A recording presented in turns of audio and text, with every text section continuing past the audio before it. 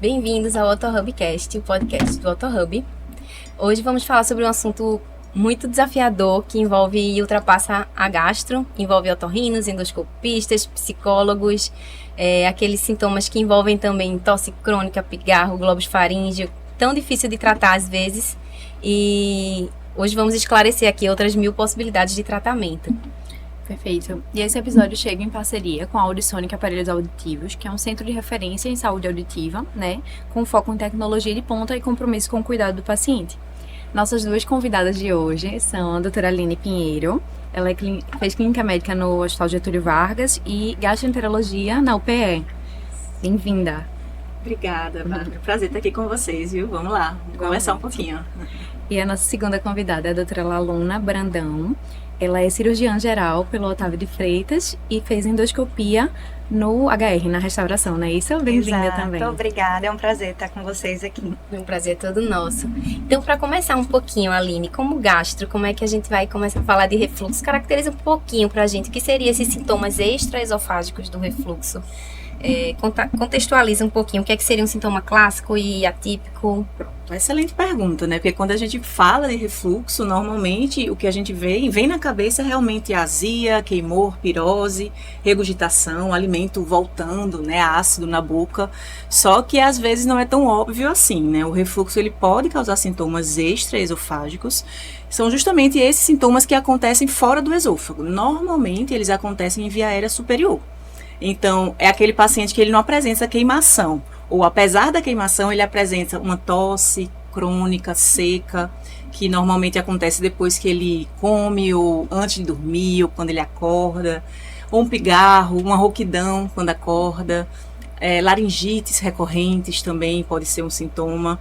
Então, esses sintomas, eles ainda são devido ao conteúdo ácido retornando, ou até o conteúdo não ácido retornando do estômago para o esôfago, mas eles se apresentam nesse paciente de outra forma, que não azia, que não pirose. E é isso que a gente precisa ficar atento. Joia. Entendi. E Laluna, nesses pacientes com sintomas respiratórios ou até mesmo laríngeos, como é que eles chegam para ti nos encaminhamentos? E de que forma o endoscopista pode já ajudar nesse ponto de entrada? Um sofrimento grande nosso de médicos que fazem exames de imagem, que necessitam de um encaminhamento de outra pessoa, é o que é escrito como solicitação. Na maioria das vezes, independente de ser por refluxo, de ser por uma outra queixa, muitas vezes eu recebo a solicitação de endoscopia com biópsia e nada mais. Então, um paciente que chega para mim, ele precisa ser muito bem triado para o que eu quero encontrar no exame. Quais são as respostas, quais são as perguntas que eu quero responder, não só quais são as respostas. Então, se o paciente chega, eu pergunto se ele já fez o exame, por que ele está fazendo aquele exame, qual foi a história, qual foi a trajetória que ele já trilhou naquele caminho, se iniciou com a suspeita de um refluxo, já iniciou alguma medicação, já tentou alguma mudança de hábito de vida, já foi orientado, ou simplesmente foi um exame que foi solicitado por uma ginecologista que está tentando ajudar, ou por algum outro médico que não é necessariamente um especialista. Então, esse sofrimento, né, a gente tenta sanar na conversa com o paciente, nessa anamnese bem feita, nessa construção de história bem feita. Que aí sim, quando eu entro no exame, se eu identifico sinais objetivos de refluxo, uma esofagite erosiva, um Barrett, algo já mais avançado, uma estenose, então, nesse momento, eu já sei que eu tenho que continuar a conversa com o paciente para, de onde ele já veio do gastro, ok, eu vou dar esse retorno para o gastro. Se ele não veio, eu vou encaminhar. Sim, perfeito. E pensando um pouquinho nesses sintomas atípicos, vocês na prática percebem algum perfil de paciente que tem uma tendência maior a ter esses sintomas atípicos do refluxo? Tem algum tipo de paciente que chama mais para vocês pensarem? Quer falar, Luna? Sim, eu acho que quanto mais intenso e quanto mais frequente o refluxo, quanto mais associadas alterações, como por exemplo uma hérnia de hiato, que vai até dificultar o nosso tratamento também, né, a nossa melhora, seja com medicação, seja com alterações de hábito de vida.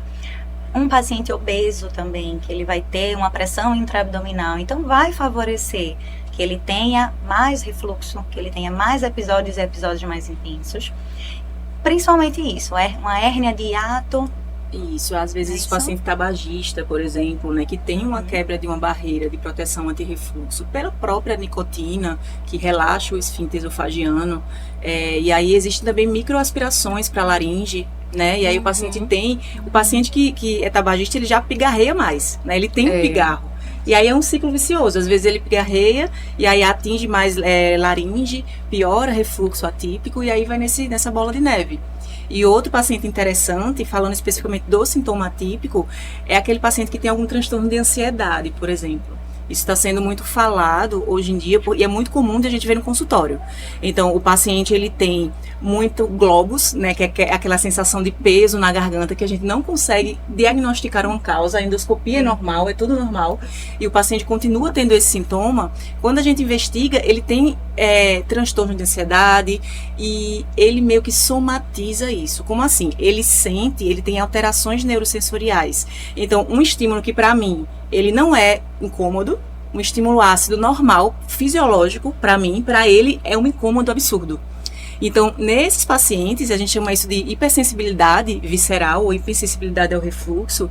Nesses pacientes, a gente tem que agir não só com o IBP, por exemplo, a gente tem que trabalhar também a ansiedade dele. A gente tem que, de repente, pedir ajuda à multidisciplinaridade, né, com o psicólogo, com o fono, que a gente vai falar provavelmente mais pra frente.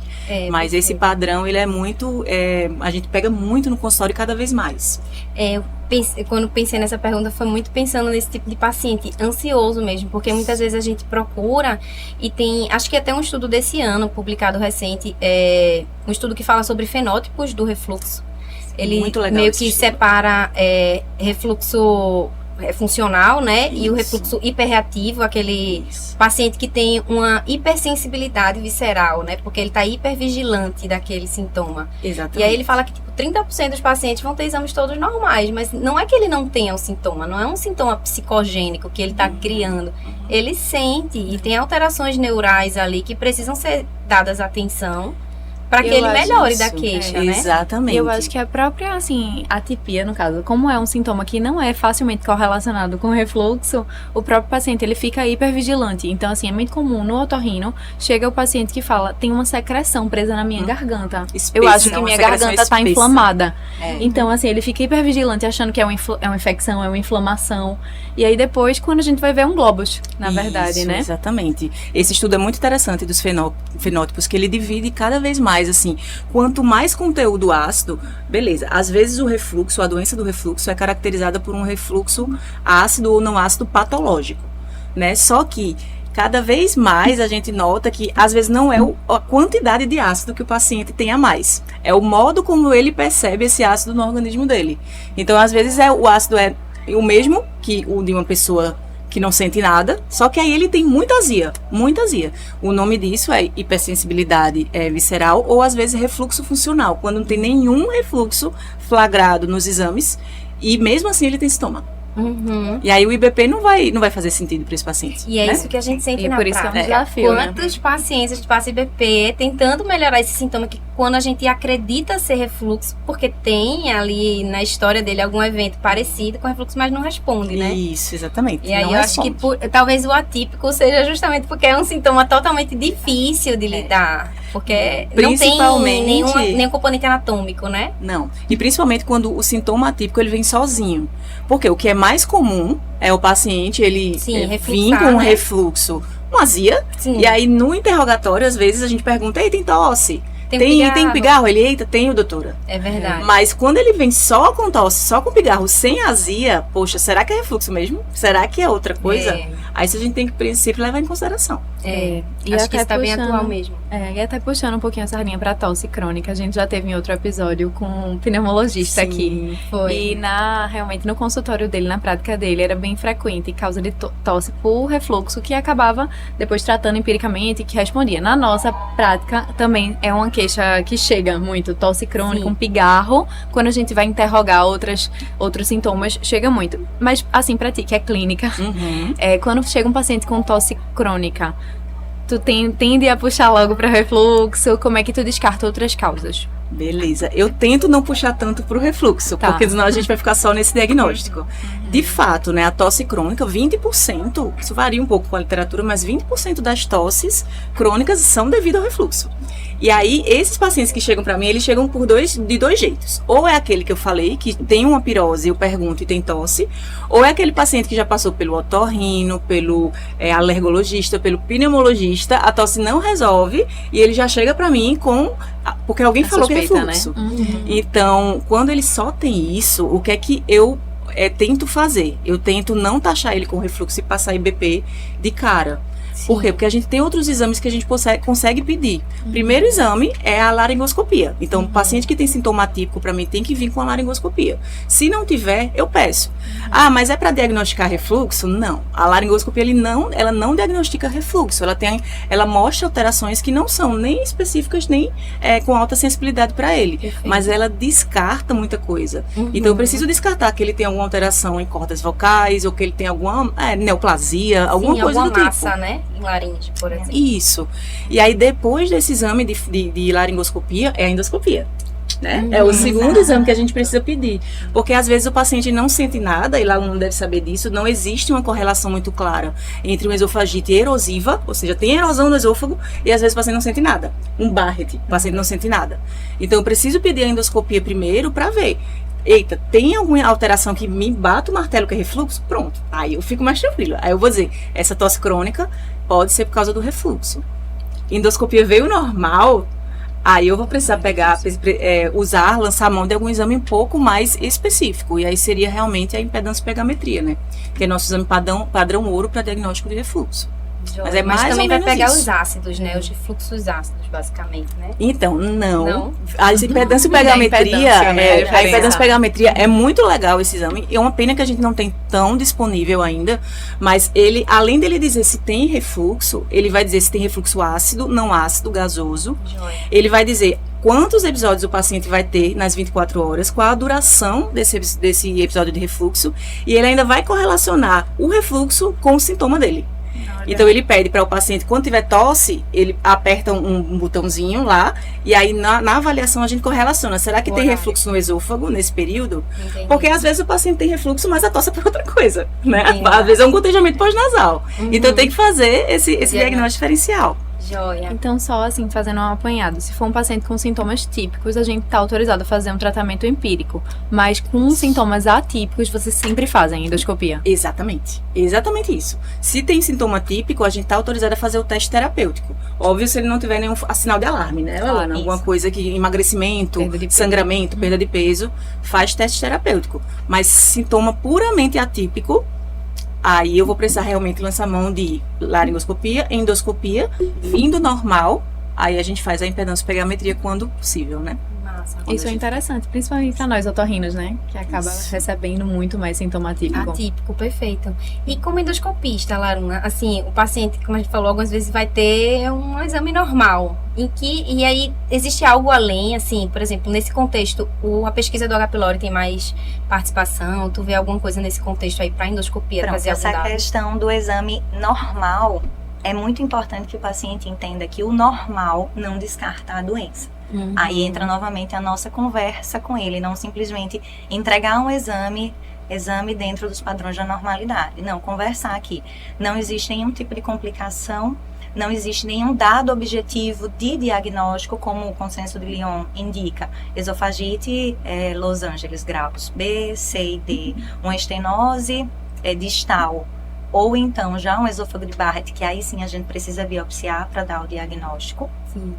Mas que o normal de não existir uma hérnia de hiato, de não existir uma alteração anatômica, não vai dizer que ele não tem a doença. Até Perfeito. porque cerca de 30% só dos pacientes com sintomas típicos, eles vão ter alterações na endoscopia. E aí quando a gente fala de sintomas atípicos, aí é que cai mesmo cerca de 10% só. Vai ter algo relativo, algo relacionado na endoscopia. E aí é importante lembrar, o dano na mucosa, o dano tecidual, ele não está relacionado com a intensidade dos sintomas. É o que a Aline já falou, né? E isso na endoscopia precisa ser passado também para o paciente, para não cair naquela história. Pronto, meu exame deu normal, Não eu estou tenho livre, refluxo. não tenho refluxo. Ou procurar outra causa. Exatamente, eu nem retorno para o meu médico. É. E a questão do H. pylori, ela é muito curiosa, porque assim, o H. pylori parece ser o vilão de muitas coisas, é quem causa tudo. Matei o H. pylori e resolvi todos os meus problemas. E na verdade, a relação dele com a doença do refluxo, ela é meio controversa. Inclusive, tem alguns estudos que, depois do tratamento do H. pylori, da erradicação, apareceu esofagite erosiva. Então, assim, ele pode ter um componente, talvez, na mudança de pH, na mudança que ele causa na acidez do esôfago, do estômago, que possa, de alguma forma, alterar o modo do refluxo, o tipo do refluxo, que a impedância, a pH-metria avaliaria muito bem. Mas esses exames mais complexos, eles não precisam ser feitos em todos os pacientes nesse momento inicial, porque eu tô com uma tosse, porque eu tô com um pigarro, então, em vez de ter todas essas etapas, em vez de passar 1 mês, 2 meses fazendo um teste terapêutico, vou logo para impedância e pH-metria. Não, a gente sabe que é muito importante o pensamento diagnóstico, a trajetória, o acompanhamento para a gente poder confirmar e até identificar os pacientes refratários. Na verdade? Sim, um dos fenótipos é o refluxo refratário, né? Então, eles não assim, respondem tão além bem. do esôfago de Barrett, você vai biopsiar em alguma outra situação? O principal é o esôfago de Barrett, né? Porque assim, para entender o que é o esôfago de Barrett, aquele esôfago é uma mucosa que não é feita para receber principalmente ácido, que a gente tem mais alteração quando o refluxo é ácido, o conteúdo é ácido, ela vai se transformando. Aquelas células inicialmente esofágicas, elas vão... metaplasia. Exatamente. Né? Vai aparecendo uma metaplasia que parece mais com o tipo intestinal de células. Então, aquele tecido que não é daquela localidade, ele vai ser mais forte para aguentar o refluxo ácido. O corpo, de certa forma, é muito inteligente nesse sentido. Mas, existindo aquelas células não propícias àquele local, elas podem continuar aquelas alterações e elas podem degenerar em, principalmente, adenocarcinoma, que é um tipo que vem em crescente incidência e prevalência, tanto aqui no Ocidente quanto no Oriente, muito mais aqui no Ocidente, né? E já passou o carcinoma espinocelular no esôfago há muito tempo.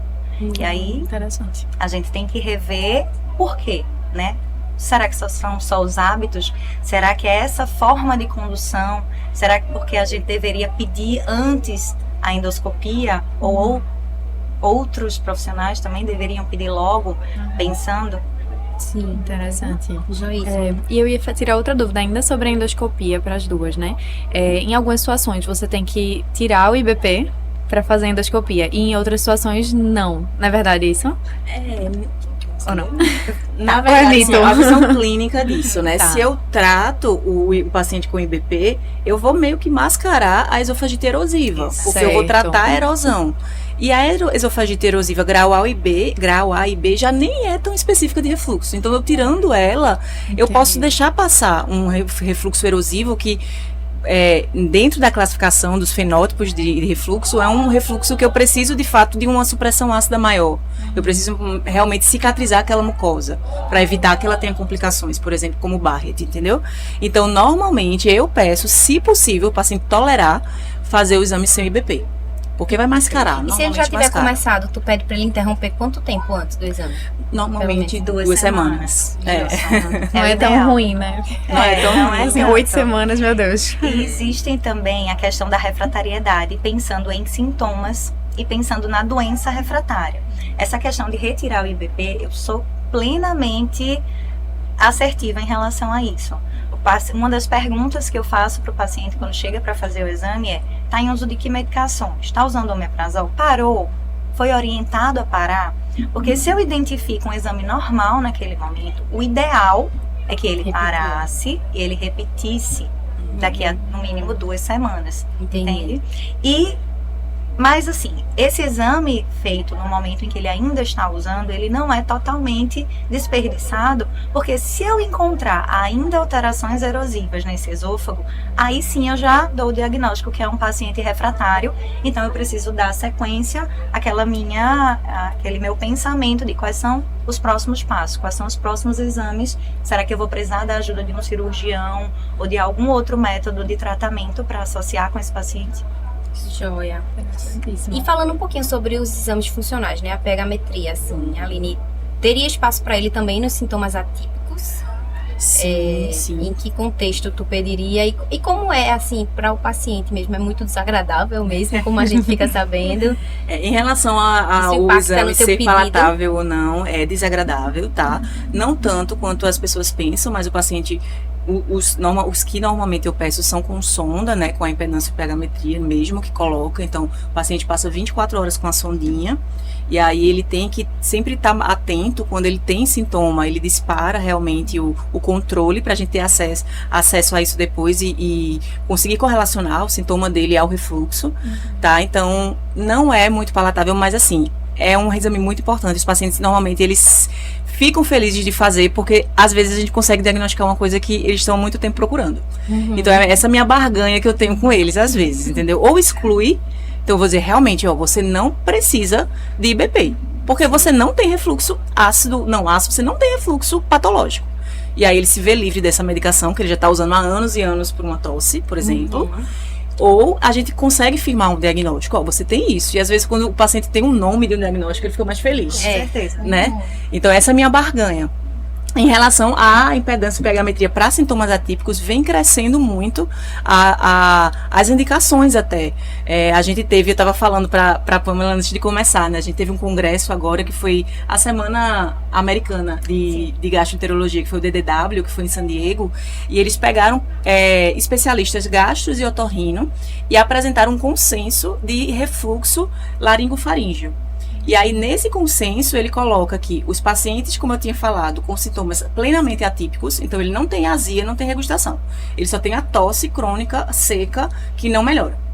Esses pacientes, eles precisam ser submetidos primeiro à endoscopia, estando a endoscopia normal, impedância e pegametria. É meio que um protocolo. Perfeito. Queria muito conseguir fazer isso para todos os pacientes. Óbvio que a gente ainda peca um pouquinho no acesso desse exame.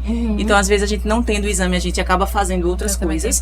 Mas o protocolo desse consenso agora de 2025 foi esse, entendeu? Legal. Então, a indicação da impedância e pegametria seria para esses pacientes com sintomas plenamente atípicos e para os pacientes típicos ou que são refratários ou que a gente ainda não fechou um diagnóstico formal ou que vão fazer cirurgia anti-refluxo, entendeu? Mas é um importante exame para documentar o refluxo também. Então, quando a endoscopia não identificar, prosseguir investigando, né? Não é pra... investigando. Ele até coloca em letras assim, garrafais, não fazer IBP. Porque senão o paciente vai ficar anos e anos usando o IBP sem investigar. Perfeito. Isso é, assim, na verdade, eu acho que é o erro da classe médica, né? Porque a gente tem uma vontade de prescrever algo, de resolver, e aí a gente sabe, poxa, sem um refluxo, vamos tentar, e aí o paciente se perde nisso e não avança na investigação. E não só da classe médica, né? Sempre tem aquela vizinha que já usa, sempre tem o farmacêutico que prescreve, e o paciente tem aquela melhora momentânea. Se voltou, vou voltar àquela medicação, e assim passa anos, e a gente já vai pegando casos mais complicados. Total, faz todo sentido. Vocês veem alguma armadilha aí no fluxograma desses pacientes com sintomas atípicos? Seria esse o uso do IBP, uma armadilha nesse... Pra mim, puxando a minha sardinha, é o exame normal. Joia, que para aí. Exato, que o paciente acha que para aí. Entende? Pra mim, essa é a grande armadilha. É não conversar com o paciente que não para. Entendeu? Que é apenas um dos métodos que a gente usa para auxiliar no tratamento e no diagnóstico. Joia. Para mim, uma grande armadilha é esse paciente que só tem sintoma atípico, que faz a laringoscopia e tem esses sinais sugestivos, e aí todo mundo trata como se fosse refluxo e não investiga mais. E fica às vezes até no otorrino. Sim. Perpetuando lá. Às vezes nem prossegue, né? Isso, porque assim, prossegue. Viu ali uma hiperemia posterior da laringe, aqueles achados que pra gente é bem comum. E que às vezes são bem, como a gente já estava falando, bem específicos. Às vezes um acesso de tosse, o próprio pigarro pode alterar a laringe. O gotejamento posterior também. O nasal pode chegar a causar essa aparência na laringe. A gente, isso é do refluxo e fica. e fica, e ele já chega no nosso consultório atrapalha assim, o diagnóstico. doutor, eu vim do otorrino, eu vim do pneumo, e eu fiz esse exame aqui que deu refluxo. E aí, pra você Desmistificar. convencer, e aí ele que precisa de outro exame, aí complicado. é mais complicado. Massa. Então fica aí a parceria, né? Sim, sempre. E falando sobre essas lesões que você encontra na endoscopia, além do esôfago de Barrett, quais outras indicariam um maior risco, digamos assim? Vamos lá. Em relação a risco de complicações futuras, né? A estenose esofágica distal, ela é péptica, no caso, né? Que é consequente do refluxo.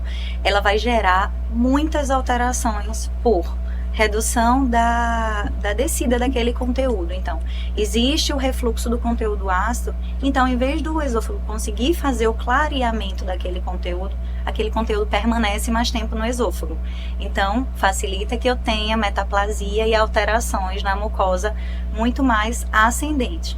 A estenose, ela pode ser tratada de forma endoscópica também. A gente tem vários mecanismos, um deles é o balão, né, o tratamento com balão, que a gente literalmente insufla um balão naquela área e vai avaliando qual seria o diâmetro que a gente conseguiria para que dê melhora nos sintomas do paciente, certo? Sabendo que só dilatar muitas vezes não é suficiente. Muitas vezes eu vou dilatar e eu vou precisar fazer uma estenotomia. O que é isso? É fazer uns cortezinhos naquela área de anel fibrótico para que ele fique com umas áreas mais frágeis e ele consiga dilatar mais. No reestenose. É como a gente faz na estenose laríngea, né? Exatamente.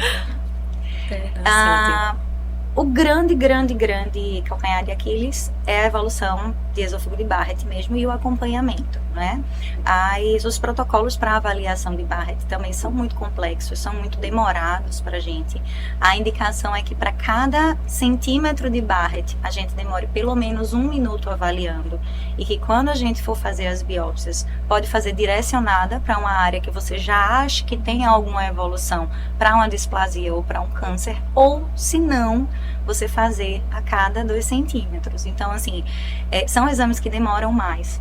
Que muitas vezes, se o paciente não vem encaminhado para fazer essa avaliação na endoscopia, vai entrar como um exame comum. E quando você vê, eita, aqui eu tenho que parar. Mas tem mais 10 pacientes esperando e isso não estava contabilizado na agenda. Então, é aquela história novamente, fazer a solicitação correta é muito importante para a gente. Perfeito. Muito bom. Isso é bem importante mesmo que tu falou, porque às vezes eu fico pensando, até uma tomografia, uma coisa assim, o radiologista, se a gente não descreve bem a solicitação, ele não vai olhar para aquilo que a gente está procurando, né? Imagina esses exames que a gente faz assim, e um exame operador dependente. Operador dependente. Então, o seu olhar tem que estar muito focado para você ver. Veja, o esôfago, você vê ali várias mucosas, mas eu tô procurando uma coisa, é diferente, né? Isso, um staff meu fala bastante. O mais importante pra gente, assim, como profissional que trabalha na imagem, quando a gente recebe uma solicitação, o mais importante não é a resposta, é a pergunta. Se a pessoa fez a pergunta de forma correta, a resposta já pode estar até ali dentro. Eu vou responder sim ou não. O mais importante para ele nesse momento, para ele conseguir dar a conduta, mesmo que eu diga, não tem isso. Mas que isso esteja claro no meu laudo, vai fazer toda a diferença para o paciente não precisar repetir o exame novamente. Joia. Massa. Muito bom. Acho que da investigação a gente completou bastante. Vamos entrar no tratamento? Vamos. Aline, com relação aos IBPs, a gente já comentou aqui que os queridinhos. Acho que tem que ver quantas vezes a gente falou IBP aqui nesse episódio. Mas assim, naquele paciente que ele não responde bem ao IBP, qual é o teu próximo passo? Aquele que já tem o diagnóstico de refluxo bem documentado por endoscopia ou por uma pH-metria. Perfeito. Então, sempre, assim, é a pergunta de $1 milhão, né? Eu queria ter um protocolo de bolo para todo mundo.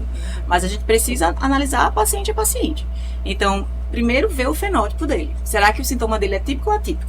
Se o sintoma dele for típico e ele não está respondendo com IBP, talvez valha a pena a gente aumentar a supressão ácida, de repente trocar pelo vonoprazana, que é uma das coisas que os protocolos hoje em dia dizem que vale a pena tentar. será que esse paciente tem refluxo típico? Tem, no caso, sintomas típicos, mas o refluxo é não ácido?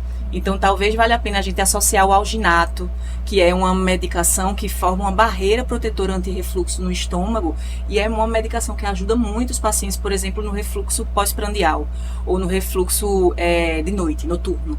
Então, será que vale a pena? Depende muito do que o paciente está me dizendo. Se o paciente tiver sintomas atípicos, primeiro, não responder ao IBP, vamos investigar, né? Se ele não investigou ainda, ele precisa investigar. Será que é realmente refluxo? Ou será que ele tem, por exemplo, uma hipersensibilidade ao refluxo, uma hipersensibilidade visceral? Porque nesses casos, nesses pacientes que têm essas alterações neurosensoriais, vale a pena até a gente introduzir um antidepressivo, no caso, como neuromodulador mesmo, tá? Então, doses baixas, por exemplo, de um tricíclico, a gente vê muita resposta boa nesses pacientes, porque, querendo ou não, é um somato sistêmico, né? É uma condição somatosistêmica, não é o que eu falei, não é a quantidade de ácido, é como o paciente está respondendo a esse estímulo. Então, a gente tem respostas boas. E sempre, quando possível, principalmente nesses pacientes mais ansiosos e que têm essa hipersensibilidade, associar a multidisciplinaridade. Então, um fonoaudiólogo que consegue realmente ver essa parte de laringe de vocês e ver essa parte de sintomas atípicos como pigarro, vai ensinar esse paciente, por exemplo, a ter comportamentos que não desencadeiem os sintomas ou que não proliferem o sintoma, porque assim, o paciente pigarreia... Quanto mais ele pigarreia, mais mais a laringe inflama, mais ele quer pigarrear, mais ele tosse. E aí é o biofeedback, né? Que você fica naquele... Exatamente. Então, o fonoaudiólogo ajuda muito nesse sentido. O psicólogo, né, com terapia comportamental também, porque esses pacientes, eles têm, como Pamela falou, esse comportamento hipervigilante. Então, o terapeuta, ele precisa entender e fornecer para os pacientes mecanismos para brigar contra isso. Então, eu não preciso prestar tanto atenção nesse sintoma. Tá? Esse globus, eu tenho pacientes que falam, Aline, quando eu acordo, a primeira coisa que eu penso é no globus. É nessa sensação de que tem uma saliva espessa no meu pescoço. Assim que eu vou dormir, antes de dormir, é a última coisa que eu penso. Então, assim, a gente precisa de remédio, mas a gente precisa também de todas essas mudanças comportamentais e de cabeça também, para esses pacientes responderem melhor. Não é fácil. Eu queria muito prescrever IBP para todo mundo, e tá todo mundo feliz. Mas assim, mas não é fácil. Eu acredito. Mas assim, dentre os IBPs, tu vê superioridade em alguns? Eu sei que tem estudo já... assim, na verdade, a superioridade é individual. Tem pacientes que respondem melhor a um ou a outro. Os estudos que equipararam eles não mostraram, assim, que um é muito, muito melhor que o outro. Mas tem os IBPs mais modernos. Por exemplo, o dexlansoprazol, que é um IBP de última geração, ele tem a capacidade de ter uma absorção de de tempo duplo. Então, ele libera um pouquinho de medicação de manhã e de noite, por exemplo. Então, a gente não vai ter aquele retorno ácido à noite. Aquele paciente que tem um refluxo ácido à noite, entendeu? Teria alguma vantagem. Ou então, aquele paciente que é muito ruim a adesão, né? Muito ruim a adesão. Assim, o omeprazol é excelente droga. Não mostrou, como eu falei, nenhuma evidência que é melhor ou pior do que outros IBPs. Mas o paciente precisa tomar ele em jejum, contar 30 minutos a 1 hora, comer alguma coisa, porque também se ele continuar em jejum, a medicação não faz efeito, ele tem que comer, porque é uma pré-droga, então precisa do alimento para dissolver, para ter a metabolização hepática, para depois ele agir. Então, assim, são essa logística que acaba fazendo com que um seja melhor do que o outro. Não e para uma doença crônica, né? Digamos assim, é receita para dar errado, né? Isso, exatamente. Que a vida acontece no meio disso. Vários outros medicamentos o paciente toma, né? Então tem reação, por exemplo, com o Marevan, tem interferência realmente, né? Com outras medicações, então assim, tudo isso conta, né? É verdade. Tudo isso conta. Só, eu ia fazer uma pergunta para a aluna já. Quer falar uma coisa? Posso só acrescentar uma coisa. O Uhum. uso crônico de IBP facilita também o aparecimento de pólipos gástricos. E pólipo é aquela coisa. A gente demoniza o pólipo, a gente diz sempre, apareceu um pólipo, tem que tirar. E quando você vê aquele estômago de um paciente de uso prolongado de IBP, que tem 20, 30 pólipos, vai tirar tudinho. Você sempre vai estar tirando pólipos e o paciente vai sempre estar com aquilo na cabeça. Se ele não entender que aquilo ali faz parte do uso do IBP, que como qualquer medicação, como muitos tratamentos tem suas partes boas e tem suas partes não tão boas, ele vai ficar ainda mais estressado com essa situação. Aí chega no paciente ansioso, Exatamente. hipervigilante, ele vai sentir até o pólipo dele. Vai, sente, tirei aquele pólipo, eu estou diferente depois de tirar, né? É complexo, é complexo. E assim, não é que esses pólipos sejam só bonzinhos. Ah, só apareceram lá porque eu tô usando IBP. Não. Esses pólipos também podem se transformar em tumores neuroendócrinos. Facilita muito o aparecimento. Não que vá ser um adenocarcinoma, que é o que a gente mais tem no estômago. Mas tumores neuroendócrinos também podem ser neoplasias muito perigosas. Perfeito. E além de trocar a classe, vocês duas também tendem a dobrar a dose no paciente refratário? Sim, é uma das opções, né? Nos guidelines atuais, eles não dizem que é certo ou errado, eles só botam recomendações fortes, recomendações fracas. Mas dobrar a dose, principalmente em um paciente que tem uma esofagite erosiva, é bem válido. Porque, como eu falei, né? Às vezes ele tem um escape ácido noturno. Então, se bota de manhã e de noite, por exemplo, a gente já pega os dois momentos do dia. Entendeu? Tem alguns que não vão responder. Ou tem uns que respondem muito bem com o IBP associado ao alginato. Né, também. Os pacientes que têm esofagite erosiva, é mais difícil eles conseguirem ficar muito tempo sem IBP. Né? Os estudos já mostram que 80% deles recidivam. Tanto a erosão quanto os sintomas. Entendi. Então, são pacientes que a gente precisa ficar mais de olho, realmente, e precisa explicar. Que às vezes o custo, né, o risco da medicação é menor do que o benefício dela no caso desse paciente específico. Mas tem outros que estão com pigarro crônico, que não respondem com nada, que estão com IBP há vários anos, e esse sim a gente tem que tirar. Né? Porque realmente os riscos superam os benefícios. Sobre essa retirada, eu acho que também é uma pergunta bem capciosa, né? Assim, como ela é feita. Digamos assim, se você tira de vez, se tem que fazer algum desmame. Então, como é que tu faz ali? Alguns estudos mostram, e eu vejo isso muito na prática, porque assim, pacientes são pacientes, né? Quando eles melhoram, eles somem. E aí, doutora, eu tô muito, muito bem. Eu tomei os 2 meses que você tomou do protetor gástrico e suspendi. E aí, meu sintoma voltou muito forte. É o efeito rebote, que a gente chama. Porque tem uma superação ácida que precisa ser tratada e precisa meio que adaptar o organismo a ela. Então, eu faço sempre o desmame, tá? Lento e gradual. Como? Você tá com dose plena ou dose dobrada, diminuo 1 mês, depois chego a deixar em dias alternados, dependendo do paciente, dependendo do IBP, depois suspendo. Tem pacientes que eu tenho, eu prescrevo IBP personalizado. Então, tem pacientes que precisam de IBP no refluxo não erosivo, precisam de IBP de quinta a domingo, porque eles morrem de refluxo, porque tem toda a dieta diferente, tem todo o social do paciente que é diferente. Sim, então, assim, quanto mais a gente individualizar, melhor. Quanto menos medicação a gente usar, melhor também. Então, por que não usar personalizado? Perfeito. E só antes de passar, assim, que eu ia perguntar um pouquinho para nossa cirurgião, umas coisinhas, mas só para reforçar um pouco dessa clínica, dessa neuromodulação, da tua experiência, como tu tem feito essa amitriptilina em dose baixa? Qual a dose que tu tem usado? Certo. E uma outra pergunta para tu já emendar.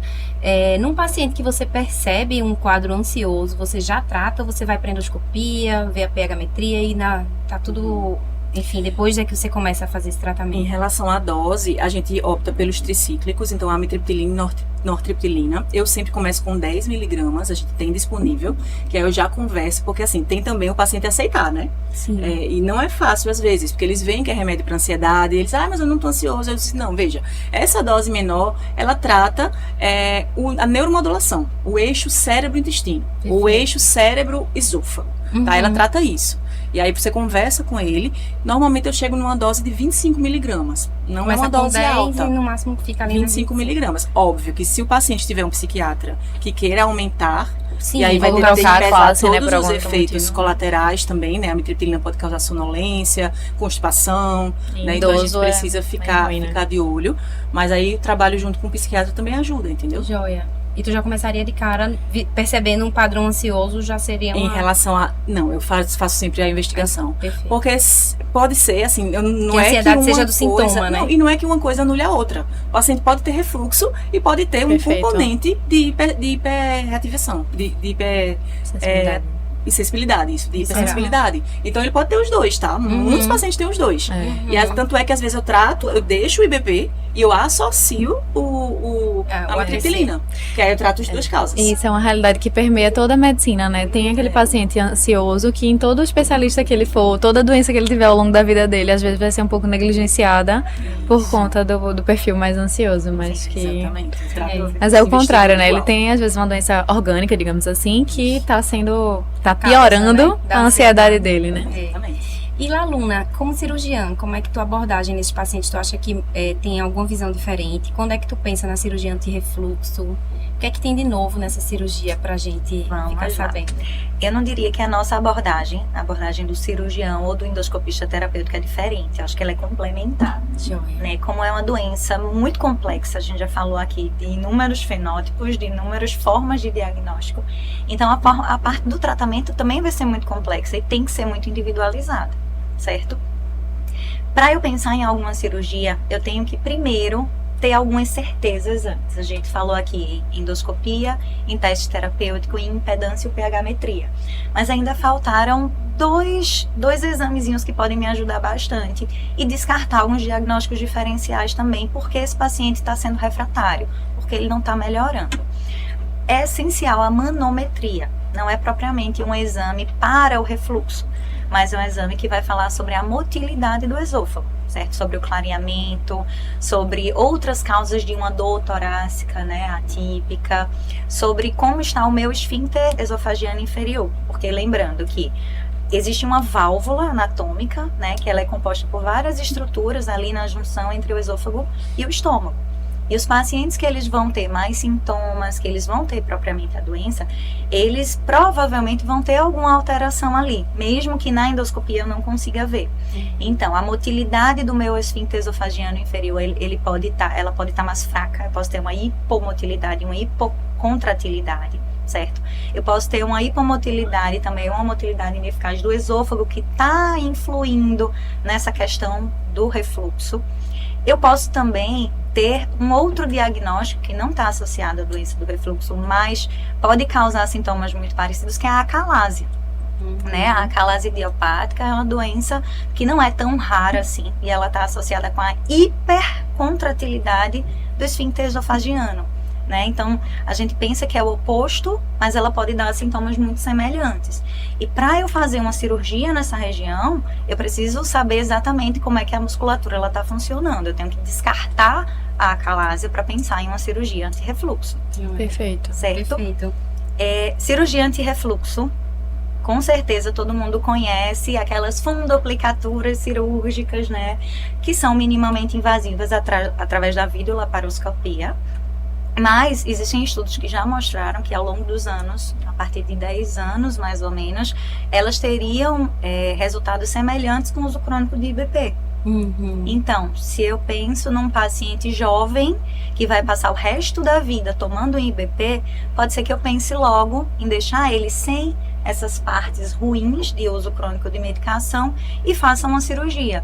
Mesmo que eu saiba que daqui para frente pode ser que ele precise de uma nova intervenção, ou não.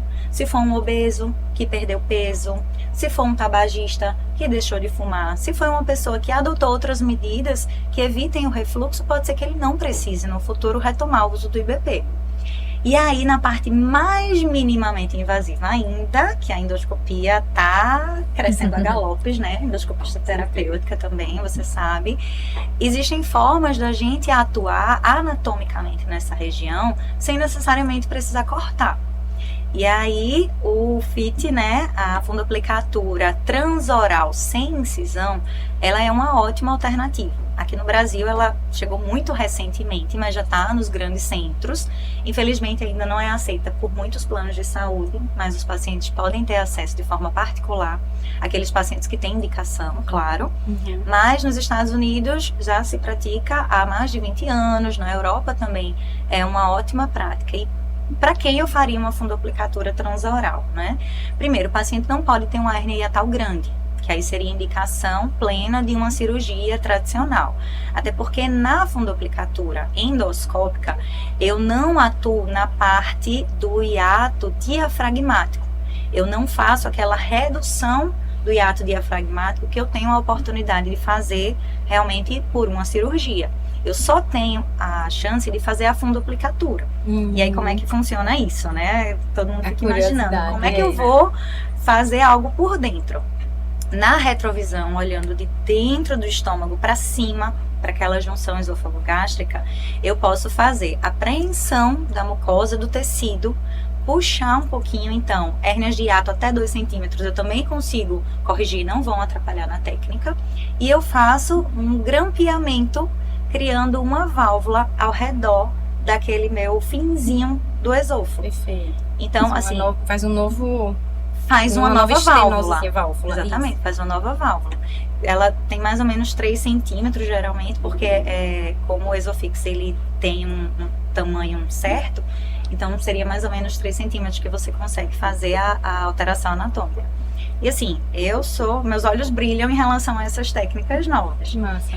Já outras modalidades, né, como o Stretta, que a gente conversou, ele é outro aparelho também muito caro, mas que vai atuar na musculatura do esfíncter esofagiano. Então, eu entro com um aparelho que é balonado, fica um balão e microagulhas, elas colocam a radiofrequência dentro da musculatura.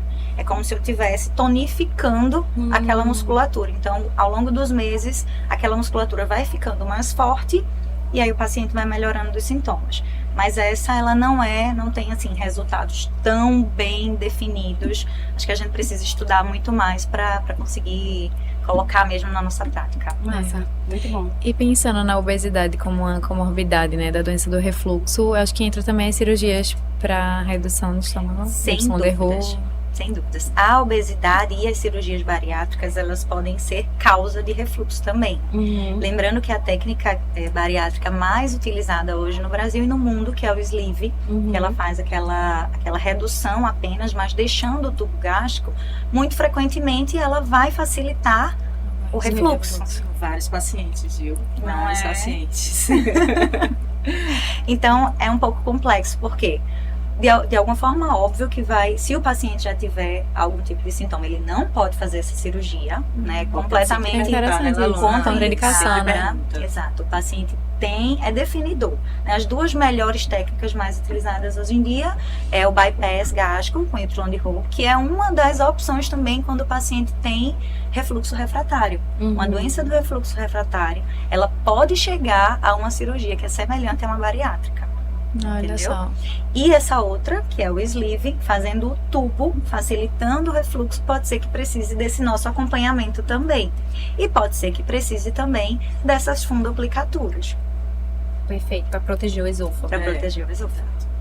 Interessantíssimo. Alguma pergunta ainda sobre tratamento, amiga? Não, acho que Deixa eu só exauri lembrar as de umas coisas meninas. que a gente falou muito de medicação e tudo, mas as mudanças comportamentais de hábito de vida. Faltou, Isso é né? Que verdade. vergonha. Os meus pacientes acham que um remédio vai curar tudo e não vai. Então, assim, eu sempre falo para os meus pacientes, refluxo não é uma doença que costuma ter cura. Nunca vou dizer, fulaninho, eu vou curar o seu refluxo. Nós vamos controlar esse refluxo. Como? Através de medidas comportamentais, então, reduzir peso, fazer atividade física, né, que é um dos fatores de risco maior, a obesidade, né, alimentos, né, alguns alimentos são realmente gatilhos, café, a cafeína relaxa o esfíncter, vinhos, bebidas alcoólicas, alimentos gordurosos, muito condimentados, alho, cebola e pimenta, não é para suspender nenhum desses medicamentos, eu só estou dizendo quais são os gatilhos, e aí o paciente individualmente ele vai ver qual que está fazendo mal. Sim. Mas evitar comer imediatamente depois de deitar, dormir com a cabeceira elevada, tudo isso ajuda. Quanto tá? tempo vocês recomendam pra As deitar? medidas a gente faz em concomitância. Não, eu digo pra De comer 2 e deitar. 2 horas. 2 a 3 horas, que é o tempo que o alimento sai do estômago, né? E Mais não ou só menos o isso. alimento, né? O líquido, a água também. A água também. E aí, às vezes, a gente acha que é besteira, mas os pacientes melhoram o copão d'água vai dormir. Exato. Aí eu não Muito. comi, mas eu bebi a água. Aconteceu o refluxo do mesmo jeito. Mesma coisa. Mas é interessante também sobre esses alimentos gatilhos, porque às vezes o paciente vai numa consulta e sai com uma lista de coisa que não pode consumir. Aí eu falo, isso é impraticável. É porque é mais fácil, né, Bárbara? Às vezes a pessoa entregar uma lista Do que conversar, né? Individualizar, mas não é. Pensa que é uma doença que o paciente vai ter a vida toda. Então ele não vai conseguir insustentável. É insustentável. Então, de fato, eu tenho pacientes que têm refluxo severo, e que eles tomam 5 xícaras de café por dia. E eles não têm refluxo. Mas eles comem uma rodelinha de chocolate ao leite e eles morrem de refluxo. Então, assim, eles conseguindo identificar, eles conhecendo o corpo deles, eles vão ajudar a gente, né? É uma coisa bem individualizada. Perfeito. Importante também. Joia. Vamos só para um bloco final, fazer umas perguntinhas insights, assim, que eu acho que vai trazer umas ideias legais que a gente talvez não tocou. Aline, existe refluxo sem refluxo? Como é que você explica isso para o teu paciente? Existe a doença do refluxo gastroesofágico sem o refluxo típico, né? Sem azia, sem regurgitação. São todos os refluxos, os sintomas atípicos que a gente explicou hoje. E também existem sintomas de refluxo, então azia e regurgitação sem a doença. E aí é aquilo da hiperreatividade que a gente falou, de tudo que a gente conversou do refluxo funcional. Então existe sim, o importante é ele achar um médico, isso aí eu falando para o paciente, ele achar um médico que consiga destrinchar direitinho e tratar de forma adequada, né? Acompanhamento realmente para a vida toda.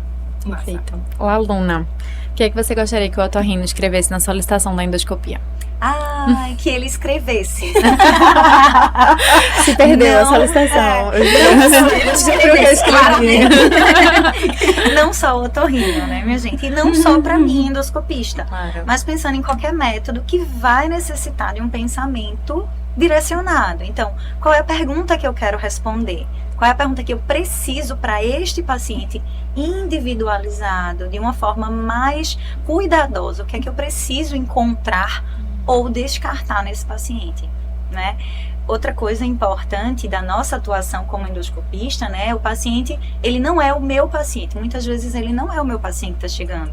E como eu disse, algumas vezes ele vem com uma solicitação de um ginecologista, de um reumatologista, de um cardiologista, que é para quem ele vai levar o resultado do exame, mas ele precisa também ter uma orientação.